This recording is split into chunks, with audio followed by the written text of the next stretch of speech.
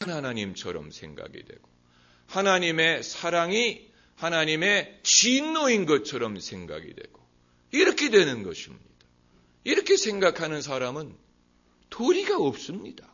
무슨 말을 하면 그것을 순수하게 받아들이겠습니까? 예수님이 십자가에 달리실 때 우편 강도가 예수님에게 주님 나라에 임하실 때 나를 생각해 주세요라고 간구했습니다. 그때 예수님이 그에게 내가 너에게 말하노니 내가 오늘 나와 함께 낙원에 있으리라 하고 낙원을 약속하셨습니다. 그것을 우리가 읽을 때 예수님이 마지막 순간까지 마지막 순간에서도 예수님을 영접하고 믿는 사람에게 구원을 베푸시는구나. 놀랍다, 감사하다라고 받아들이면 되는데 그게 아니고 그럼 좌편 강도는 어떻게 합니까? 왜 좌편 강도 얘기를 합니까? 우편 강도 어차피 둘 다 자기 죄로 인해서 지금 형을 받고 있는데 그나마 우편 강도가 마지막 순간에 예수님을 부르고 예수님의 도움을 청해서 예수님이 낙원을 허락해 주셨다. 감사하다라고 생각하면 되는데 좌편 강도는 어떻게 되는 얘기입니까? 예수님도 좌편 강도에 대해서는 말씀 안 했습니다. 예수님도 좌편 강도가 예수님을 욕하고 저주하고 그랬지만 예수님은 그에게는 침묵하셨어요. 다만 우편 강도의 믿음의 고백을 보고 그에게 낙원을 허락하신 것뿐입니다. 여러분, 사람은 이처럼 하나님의 어떤 너그러움을 그대로 받아들이지 못하고 그것을 뭔가 왜곡을 해서 마치 그게 편벽인 것처럼 하나님의 어떤 인색한인 것처럼 생각을 하는데 그러면 둘 다 지옥에 갔으면 차라리 만족하겠습니까? 우편 강도 좌편 강도 다 지옥에 갔으면 차라리 하나님이 공평하다라고 말하겠느냐 하는 것입니다. 여러분, 인간의 생각이 얼마나 왜곡될 수 있는지를 보여주는 좋은 예라고 하겠습니다. 그리고 기존 그리스도인들의 도덕적인 결함에 대한 실망, 이것도 큰 이유가 되는데 여기에서 우리는 인간의 모순을 엿봅니다. 남들이 나를 죄인 대접하는 것은 그렇게 싫어하는 사람들이 왜 남들의 죄에 대해서는 관대하지 못하냐? 남들이 나를 죄인이라고 부르면 그렇게 싫어하면서 왜 남들의 허물에 대해서는 관대하지 못하느냐? 여러분, 이것이 인간의 모순입니다.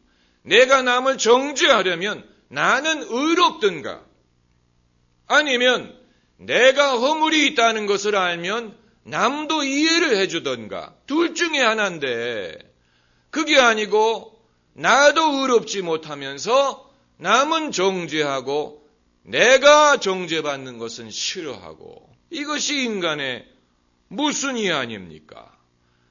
간음하다가 끌려온 여인에게 예수님이 정죄하지 않았습니다. 예수님이 돌 던지지 않았습니다.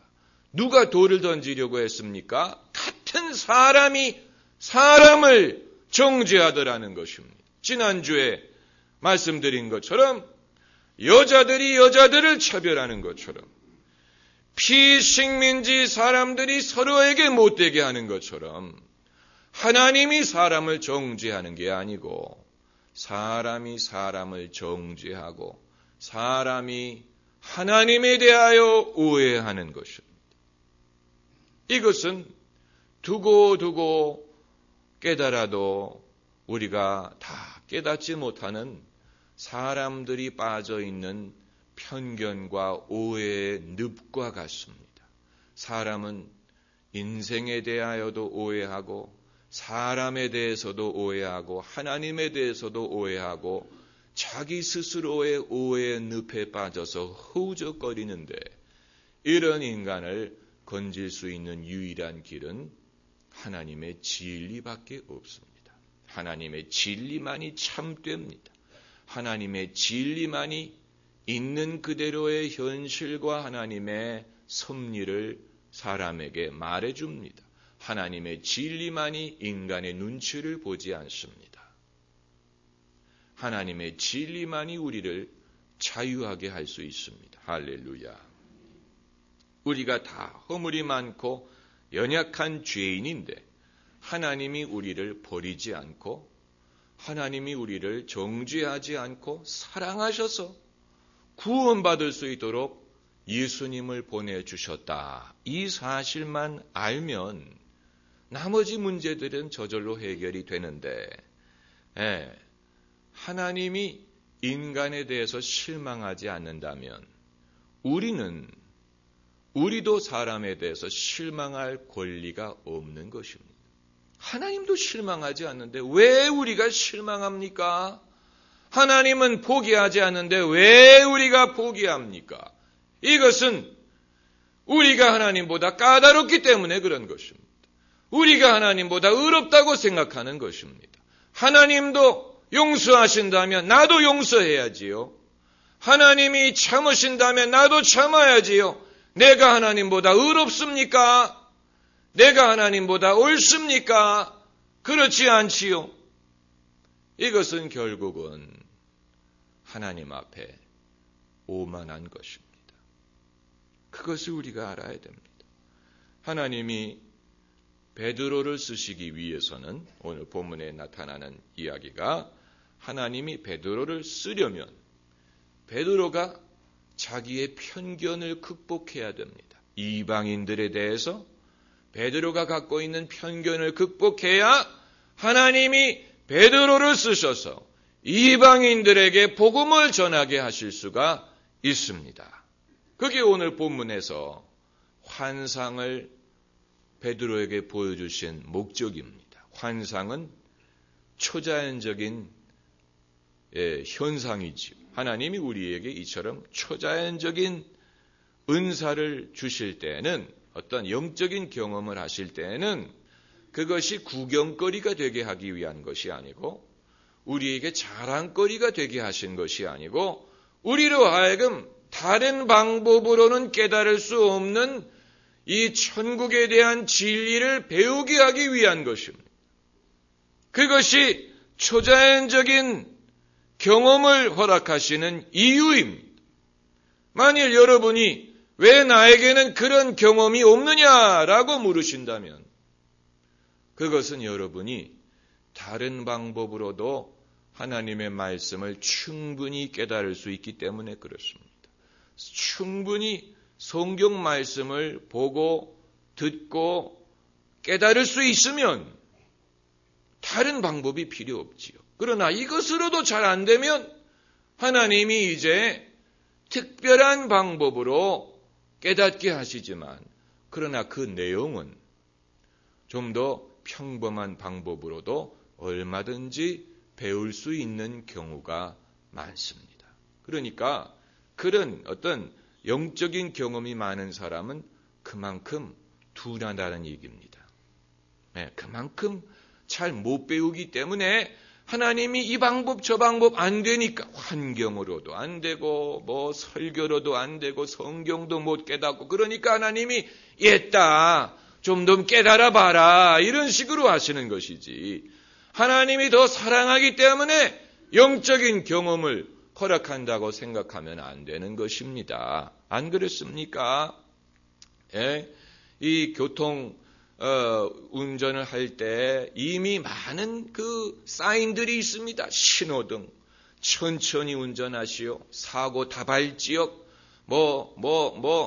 속도 속도 측정기가 있습니다. 앞으로 2km 앞에 뭐가 있습니다. 다 있는데 사람들이 그거 무시하고 막 가니까 나중에는 우우우 하면서 경찰차가 와가지고 면허증 좀 보여주십시오. 이러는 것이오. 그제서야 내가 뭘 잘못했는데요. 빨간불을 어기셨습니다. 속도를 나 못 봤는데요. 뭐를 못 봤다는 얘기입니까? 경찰 아저씨를 못 봤습니다. 여러분, 하나님도 마찬가지. 이미 많은 사인이 있는데 정신 차리면 그게 다 있습니다. 그런데 무시하고 내 마음대로 막 달리다 보니까 하나님이 안 되겠다. 너네 말 좀 들어봐라. 이렇게 우리를 스톱시키는 경우가 많이 있는 것입니다. 여러분, 패러다임의 변화가 필요합니다. 하나님이 인간을 속되다고 하지 않습니다.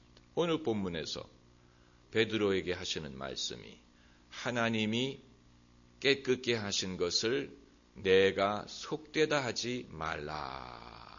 아주 중요한 말씀입니다. 하나님은 깨끗하게 하시는 분입니다. 사람은 깨끗게 할 수 있는 능력도 없으면서 속되다고 합니다. 이게 인간의 편벽함입니다. 베드로가 이것을 극복해야 이방인에게 찾아가서 복음을 전할 수 있습니다. 설교자가 유념해야 되는 것은 설교자가 교인들에게 비판적인 마음을 갖고 있는 한은 그들에게 복음을 전할 수가 없습니다. 마음속에 비판적인 마음이 있으면 그게 드러납니다. 그래서 사람들이 체합니다. 아무리 죄를 지적하는 설교를 하더라도 사랑하기 때문에 그 말을 해야 사람들이 은혜를 받습니다.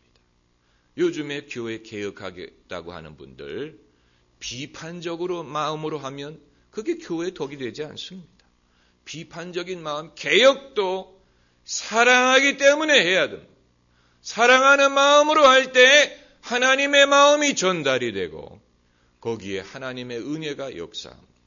베드로가 비판적인 마음을 가지고 고넬료의 집에 찾아가면 성령이 역사하기가 힘듭니다.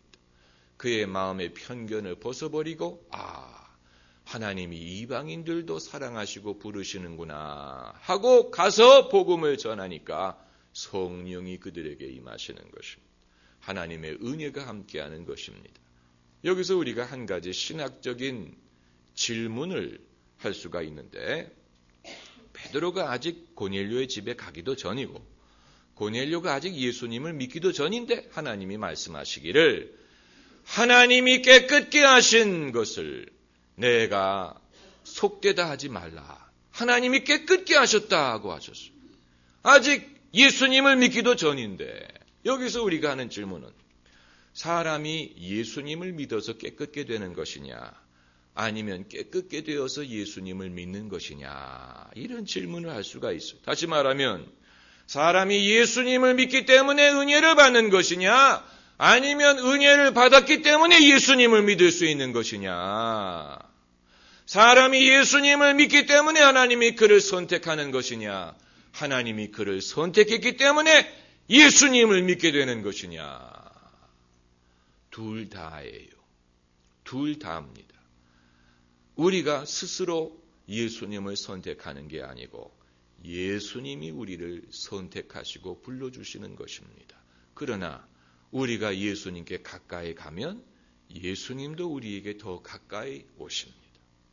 우리가 하나님을 선택하는 게 아니고 하나님이 우리를 예정하시고 우리에게 은혜를 주시고 감동을 주셔서 교회 가게 하시고 믿게 하시는 것입니다. 그러나 우리가 하나님께 열심히 나아가면 하나님도 우리에게 더 큰 은혜를 부어주시는 것입니다. 하나님은 주기를 원하시는 분이에요. giver. 하나님은 주시는 분입니다. 주고 또 주십니다. 우리가 얻지 못하면 구하지 않는다. 여러분 오늘 우리가 신령한 은혜와 선한 선물을 구하여야 될 것입니다. 할렐루야. 기도하십시다.